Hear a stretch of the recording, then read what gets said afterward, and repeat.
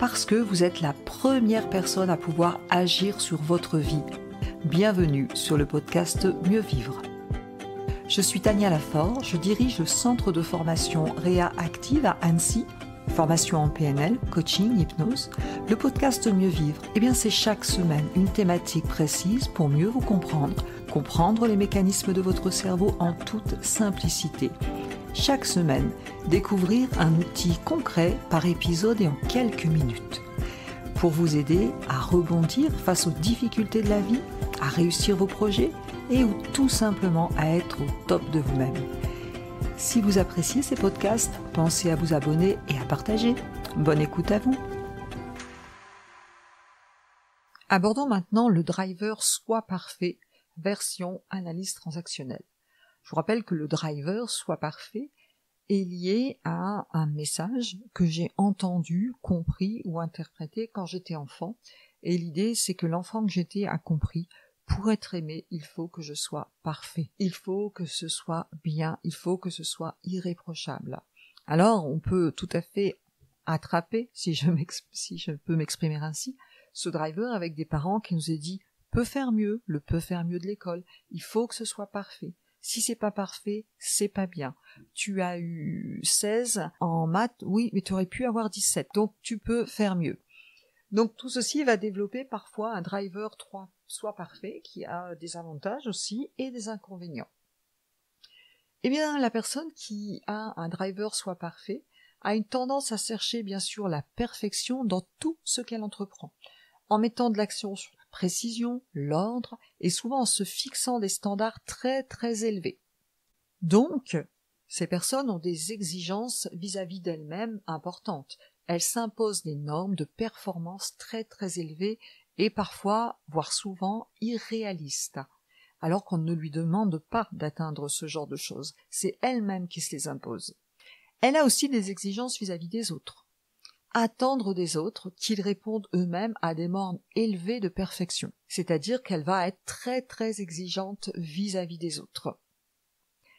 On peut repérer ces personnes dans la façon de parler. Les mots employés, on va entendre je dois, il faut, je devrais, avec un langage plutôt précis, plutôt technique. Au niveau des expressions faciales et du ton de voix, ce sont des personnes qui vont être plutôt concentrées, plutôt sérieuses, précis, méthodiques, parfois même critiques, bien entendu parce que très exigeants. Et quand quelqu'un qui a le driver Sois parfait et sous stress, il peut devenir encore plus pointilleux, plus critique, pas seulement envers les autres, mais aussi envers soi-même. Haute exigence envers soi-même et haute critique avec de la colère, bien sûr.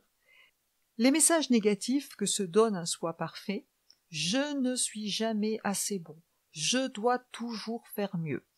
Ça correspond bien entendu au message qu'il a entendu étant enfant ou qu'il a interprété étant enfant.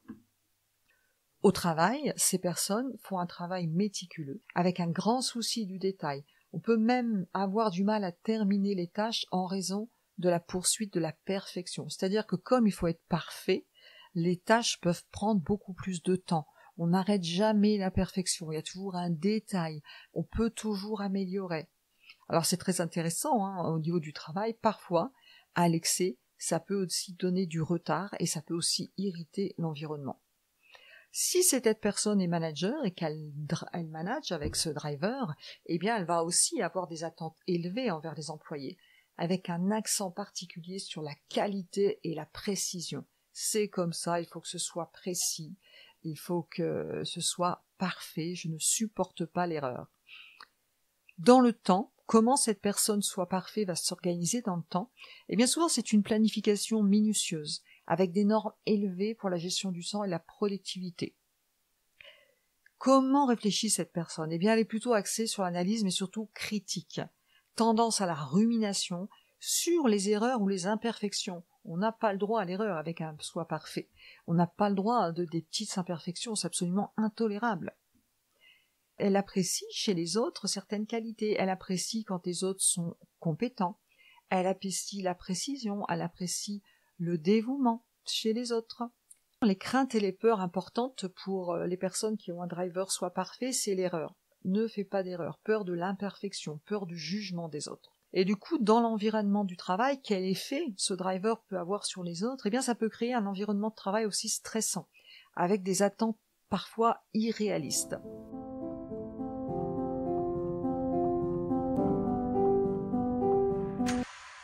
Eh bien, les personnes qui ont un driver soit parfait, il y a des choses qu'elles ne supportent pas. Elles ne supportent pas donc les erreurs, les imprécisions ou les résultats médiocres. Il faut que ce soit excellent.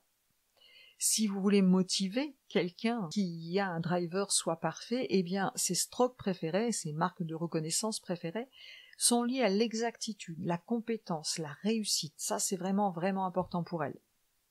En groupe, eh bien, ce genre de personnes sont garants des normes de qualité. Elles peuvent avoir tendance à corriger les autres pour que ce soit parfait. Et c'est des gens qui peuvent utiliser la culpabilité ou l'autocritique pour maintenir ses propres normes élevées.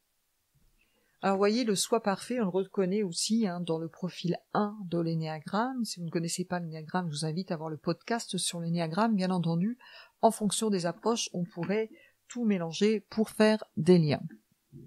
Voici un exemple d'une personne qui aurait le driver soit parfait en entreprise. L'histoire d'Alexandre. Alexandre est un chef de projet dans une grande entreprise de technologie. Alexandre est l'archétype du driver soit parfait. Toujours en quête de perfection dans chaque aspect de son travail et aussi dans sa vie perso. Alors au bureau, Alexandre est connu pour sa méticulosité, son attention aux extrêmes détails. Chaque projet qui est sous sa direction est exécuté avec une précision rigoureuse. Il va passer des heures à peaufiner ses présentations, à vérifier et à revérifier chaque chiffre, s'assurant que tout est impeccable. Et alors, bien que son engagement envers l'excellence soit admiré, il a tendance à fixer des standards complètement irréalistes pour lui-même ou son équipe. Il utilise fréquemment des termes comme doit être impeccable, pas de place pour l'erreur. Quand on regarde son visage, il est souvent crispé avec en signe de concentration. Sa voix est précise, un peu directive, et il est en quête incessante de perfection. Sous cette quête de perfection, Alexandre est tourmenté par des pensées telles que « je ne suis jamais assez bon, je dois faire mieux ». Et quand il fait pas bien entendu, ça le stresse ou ça le met en colère. Eh bien, cette mentalité va le pousser souvent à travailler tard, à sacrifier son temps personnel pour répondre à ses propres attentes élevées. Le problème, c'est que cette poursuite incessante de la perfection, qui peut être intéressante dans certains cas, a des conséquences. Alexandre ressent un stress constant, une pression pour maintenir ses normes élevées, ce qui affecte sa santé et ses relations. Alors ses collègues, bien sûr, sont impressionnés par son dévouement et aussi ils se sentent découragés car ils ont du mal à suivre, ils ont du mal à atteindre les standards presque inaccessibles qu'il va fixer. Eh bien, si Alexandre prend conscience de son driver soit parfait et qu'il travaille dessus, ce sera important parce que s'il ne le fait pas, il va commencer à ressentir des symptômes d'épuisement professionnel, reconnaissant comme ça la nécessité de changer. Certaines personnes, comme Alexandre, vont entamer une thérapie, apprendre à tempérer le perfectionniste, thérapie ou un travail de prise de conscience sur soi, et puis vont découvrir que viser l'excellence est une chose, mais s'accrocher à la perfection est contre-productif.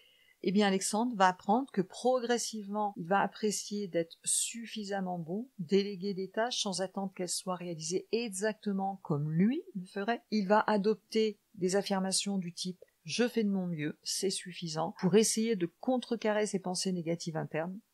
Eh bien, tout ceci va permettre de libérer Alexandre du poids de la perfection et il va aussi améliorer l'atmosphère au travail.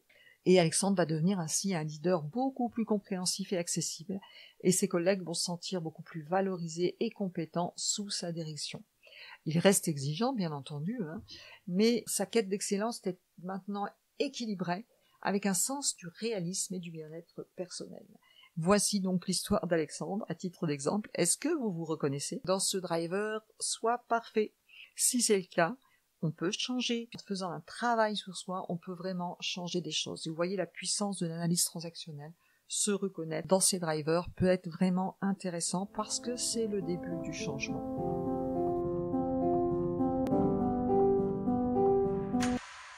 Si vous vous reconnaissez dans ce domaine, un petit mantra pour vous, l'antidote, c'est « je fais de mon mieux et c'est suffisant ». Je répète, je fais de mon mieux et c'est suffisant. Cet antidote va vous encourager à reconnaître que la perfection absolue est inatteignable. Il est vraiment important de valoriser l'effort et le progrès plutôt que la perfection.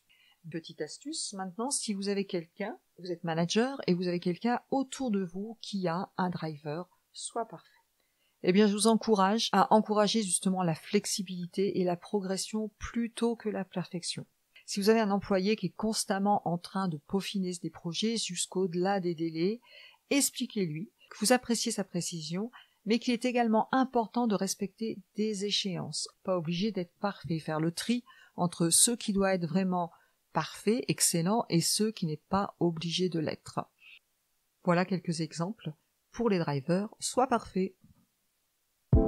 Merci d'avoir écouté cet épisode.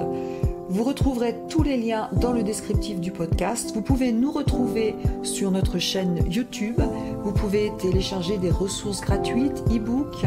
Vous pouvez aller sur notre site internet. Et avant de partir, surtout, abonnez-vous au podcast si vous voulez recevoir les prochains épisodes et laissez des petites étoiles pour que ces astuces puissent servir à d'autres personnes. Je vous remercie et je vous dis à très vite.